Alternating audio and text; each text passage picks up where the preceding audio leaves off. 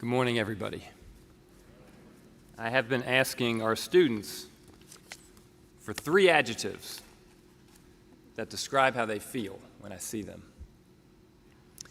They often can only come up with 2. I have many today. I feel joy. I feel incredibly humble. I feel thankful. I feel a little overwhelmed. I feel emotional. And I feel ready. I feel ready to start with you. Ever since we encountered this place, it has just been an extension of the warmest possible welcome from our very first visit. This is a place that values people. It values relationships. It values a sense of community. I have felt that every single day since I began the journey here with you. This is also a place that values precision. So the first request that I got a couple weeks after the announcement was for the precise measurement of my head and then 22 other body parts. I was worried that you were already measuring the box that you would take me out in. But it turns out that trustee Alex Sacerdote has an incredible period costume constructed, an Alexander Hamilton costume. And he's done that for several past presidents. And so I know most of the lyrics to Hamilton the musical. Now I've got the costume. I'm going to get my equity card. And in case the 155th understudy in Lin-Manuel Miranda's Hamilton gets sick, I will be ready. But the request did make me think about what it means to wear the layers of history, to make sure that they fit, that they are appropriately accessorized for our current moment in time, that they reveal my own style even while honoring the past. And importantly, they have to provide the flexibility and the durability to secure our 3rd century of service to the world here at Hamilton. I want to thank the extraordinary inauguration team for the weather and for so much hard work bringing about this weekend, which it's been a stunning set of events. Our buildings and grounds crew, who are master craftsmen who have continued to sculpt and tend and curate one of the most beautiful college campuses I've ever seen. And thank you to David, Solomon, and our entire board for trusting me to lead the institution that they so ardently love and have cared for. To Daniel Bernard Romaine, my great friend, who remains an extraordinary inspiration for me and to so many people. Thank you, Daniel, for your words today. Former Hamilton presidents Gene Tobin, Joan Stewart, David Whitman, who all succeeded in what I'm now calling the endurance sport of a college presidency. And they all left this institution better than when they began. And a special thanks to David, my immediate predecessor, who is a towering intellect and an even more towering human. And I have experienced just a brief bit of the WITIDC syndrome, which everybody knows what that is, which is who is that in David's chair? And the answer, according to what students are calling me, is Tepper. Tepper is in David's chair. We do not get to pick our nicknames, apparently. I also want to recognize my wife, Dana, companion for more than 30 years, and Sam and Sally, my parents, my brother, all of my family, friends who have come from around the country to be here to celebrate with our Hamilton family today. So today is the beginning of our next phase as a college.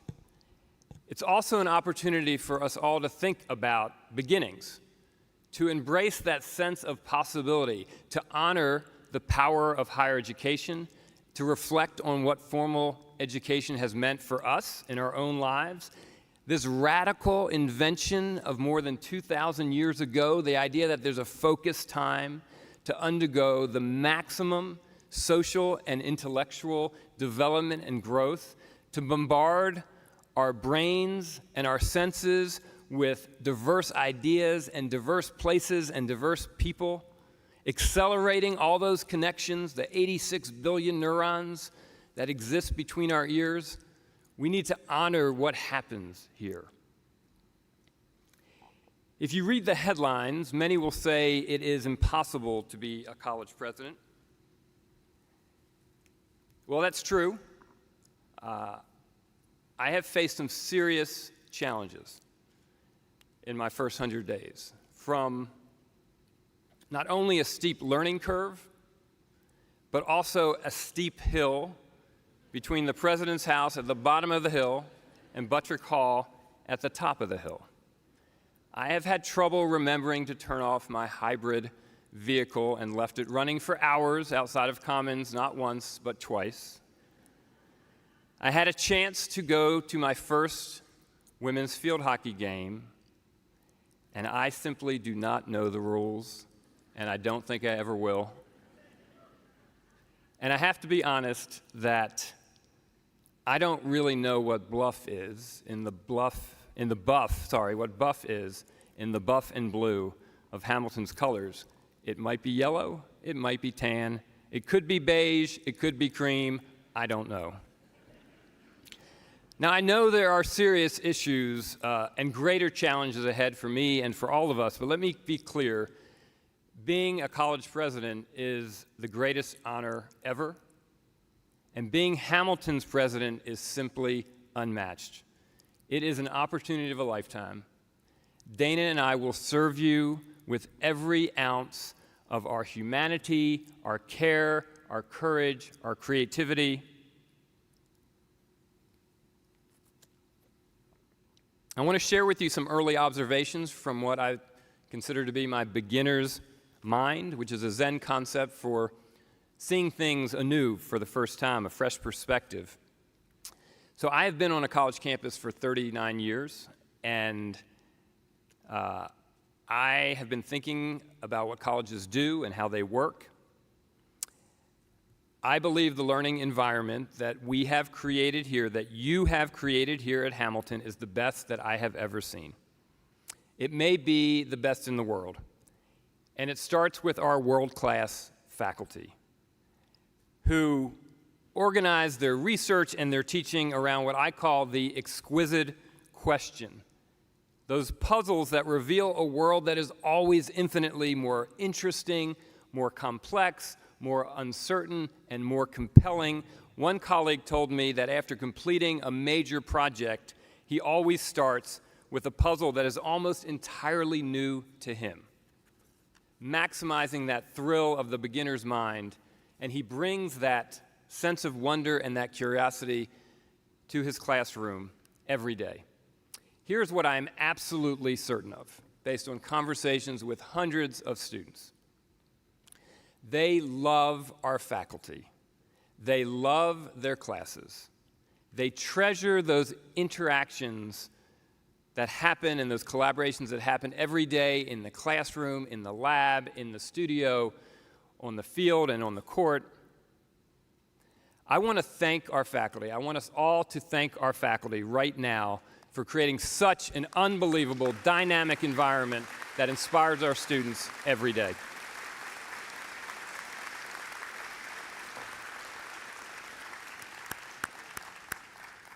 And like our faculty, our students are incredibly curious and open and generous, and they're kind to each other. They've created a beautiful community together. They are high achievers. They are motivated academically, but more important, they are explorers, more than consumers of knowledge. They are driven by those same questions. They're interested in questions more than answers. And the open curriculum feels like a big open invitation to follow those questions. Here's the typical exchange that I have with a student. Hey, Alex, What's your favorite class this semester? Well, President Tepper, I love all of my classes. All of my classes. I'm an economics major, but my favorite class is Romance, Revolution, and Rebels in 19th century French novel. Every conversation is a version of that. You know, at many highly selective colleges, the students that get admitted have figured out the game. They know how to get the grade they want with the least amount of effort and the least amount of risk. They're moving very quickly in the world to get to the next rung in their very accelerated lives of success. They often don't pay attention to the rung that they're standing on. But Hamilton students are not in a hurry. They remind me of Henry, a New England brown bear in the children's story Henry Hikes to Fitchburg, based on Henry Thoreau's life. So Henry and his friend want to go to Fitchburg, which is 25 miles away, and his friend thinks, I'm going to work, go from one job to another, stacking, painting, cleaning. I'll get enough money, I'll hop on the train, I'll get to Fitchburg. And Henry says, well, I'm going to hike to Fitchburg. And he crosses rivers, and he presses flowers, and he looks at insects through a magnifying glass, and he climbs trees. And his friend gets on the train and gets there 5 minutes before Henry, and is sitting there contented with himself. And Henry arrives a few minutes later with a pail swinging around his arm, and his friend says, hey, see, I got here first. And Henry says, that's okay. I stopped for blackberries. I think we're all walking to Fitchburg on this hill, right? We're all stopping for blackberries. We're not racing from metric to metric, from one transaction to another, from the pushes and the pulls of being in a market economy. We are all involved in something different and something bigger. The exploration of beauty, of wonder, of truth. And that exploration is not whimsy, it's not self-indulgence. It is critical to advancing our species, our democracy, our planet. The world has plenty of purveyors of answers, most of which are wrong or incomplete. We need places like Hamilton to advance those exquisite questions, the question tied to our mission of citizenry, of social change, of creativity, of innovation. From my earliest conversations here at Hamilton, it is clear that we are prestigious without being pretentious. I've heard that over and over again. Prestigious, not pretentious. We've embraced a kind of intellectual humility, and it turns out that social scientists who have studied intellectual humility shows that it actually makes us a better thinker, makes us more critical at assessing evidence, helps us consider multiple viewpoints. It identifies and encourages creativity in ourselves and in others. It helps us have empathy. Sor Juana Inés de la Cruz, a 17th century Mexican feminist poet, scholar, teacher, nun. Just think about that. 17th century Mexican feminist poet, scholar, teacher, nun. Once wrote, I study not to know more, but to forget less. Now, our motto, you heard Daniel leave with, know thyself, which on the face of it could be about knowing more, about discovering that marble sculpture of self that lies somewhere between the rough-hewn block of stone. But I think that Hamilton, what we mean by know thyself, is a call to humility. It's to know others, it's to know our world, it's to unknow things, it's to welcome that beginner's mind. Now, the first 100 days for me has also been filled with this majestic beauty of this campus. I am struck when I walk from Kirkland between the chapel and South Hall, and I see the unbelievable variety of trees and the mist rising in the valley. It's so beautiful. Emmons Payne's class of 1874 described the campus as walking in God's acre, surrounded by those who had gone before. And Fran Weston, class of 1900, proclaimed the campus is one of the loveliest in all of America. and it grows more so every year. So for the remainder of the 2 hours that they've allotted for the talk,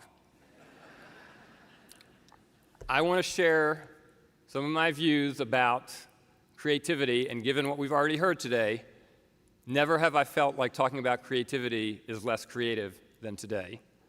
You've heard a lot about it, you're going to hear more, and about what that means for the future of Hamilton.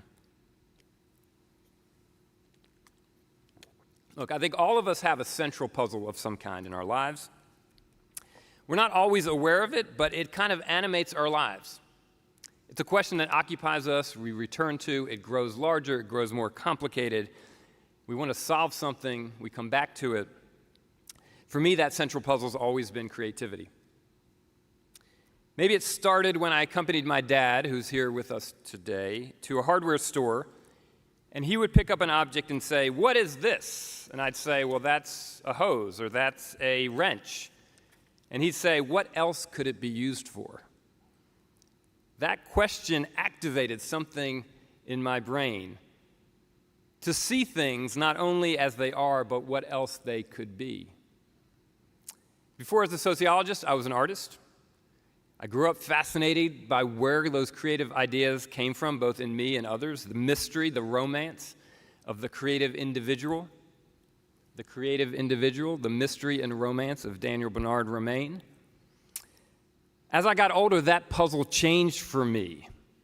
I became more interested in why some places, in some times across history and space, are more creative than others. Athens, Florence, the Ninth Ward in New Orleans, the Han Dynasty, Los Angeles in the 1940s, Silicon Valley in the 1990s. Why Apple more than IBM? As I thought about these places and organizations, I wondered why hadn't anyone turned that lens on colleges and universities, right? Places that are actually designed for creativity. Their combination of disciplines, their constant flow of new students and new ideas, their freedom to ask any question, incredible freedom. All those tools for creative discovery in our labs, in our studios, on our stages, all of our technologies. And so I wrote an article then for the Chronicle 20 years ago this week, and I just said, hey, what if we rank colleges by how creative they are? I asked it provocatively. I didn't know how we would do that. But ever since, as I've observed, there are certainly pockets of creativity throughout our sector. There are so many creative people, but our institutions are not creative. We have not maximized those conditions for creative exchange, for risk, for asking those big what-if questions, for failure, for experimentation. And I think Hamilton can be that model creativity. And as David mentioned, I believe it's in our DNA. I believe it's in our namesake, our architect, our designer. He saw a different world. He wanted to bring it about. He saw a world that would be more tolerant, a world that would have more creative manufacturing, that would have these robust, pluralistic cities of exchange. So what would Alexander Hamilton advise us today, our creative founding father, this day of our inauguration? I think he would say, how are you going to build a better nation? How can we deploy the college to become a national laboratory for creativity and democracy? And I think we can build on our Common Ground initiative, our Levitt Center, our Justice Lab, our DC program. We can audition, we can test, we can critique, we can examine, we can advance the most innovative ideas around the future of our democracy. Our democracy needs Hamilton College. Right now, we can and we must lead with our history and our distinctive liberal arts approach. Now, Samuel Kirkland's very idea of the Hamilton Oneida Academy to create this combined learning environment where intercultural exchange was critical for education, that has remained with us for our 231 years of history. and we've been a place for creativity. Charles Avery, class of 1820, later a professor of chemistry, was an early pioneer of early photographic processes. He was the first to take a daguerreotype west of the Hudson.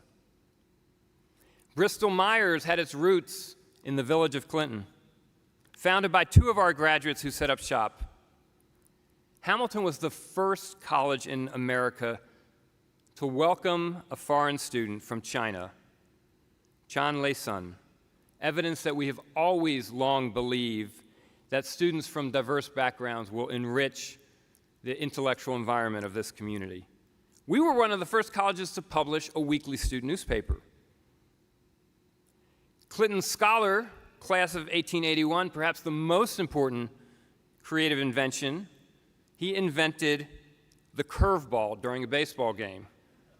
He is said to have gotten that idea by studying a statue of an ancient discus thrower that stood in the library. Evidence of the power of analogical thinking. And during World War II, we pivoted. We added to our liberal arts curriculum aviation, medicine, translation courses, graduating hundreds and hundreds of military officers who had the benefit of both a liberal arts education and the skills needed to be of immediate service to the nation. And in this spirit, we continue to practice the liberal arts today. We always continuously help our students translate what they're learning into active citizen and active service, whether that's working with communities in central New York, advancing sustainability on our own campus, interning in Washington, D.C., or building their own enterprises, their own companies. We have to ask ourselves, what does practicing the liberal arts look like moving forward? And can we create here at Hamilton the most robust set of curricular and extracurricular opportunities with partners across every sector, with all of our alumni, so that our Hamilton students have even more opportunities to continue to fully engage the world and build bridges between the creative and liberal arts education they're getting in the classroom and what the world needs of them. Kirkland College, you've heard mentioned several times. It's been the fount of creativity for Hamilton from the day we were able to integrate. Betty Hargitay Marmon, class of 72, Kirkland class, describes the spirit of Kirkland. The creative arts were considered a key part of the academic curriculum, not just fluffy additions. Academic divisions and disciplines combined. We analyze problems, text, artistic creations holistically from multiple perspectives. That has become a cornerstone of Hamilton's intellectual culture today. Today, our economics department has built an even more creative approach to teaching the core economic sequence, emphasizing holistic themes like inequality, broadening students' perspectives on economics, all of these things leading to demonstrable improvements in performance and academic outcomes. And Celeste, you get a second call out today. Your class on Black social and cultural political institutions in Chicago, which combines census data and newspapers and novels and photographs and oral histories, all taken together to understand time and place. Talk about a creative and holistic approach. Flip through our 1,500 courses in our catalog, and Kirkland College is right there, deeply woven into everything we do today.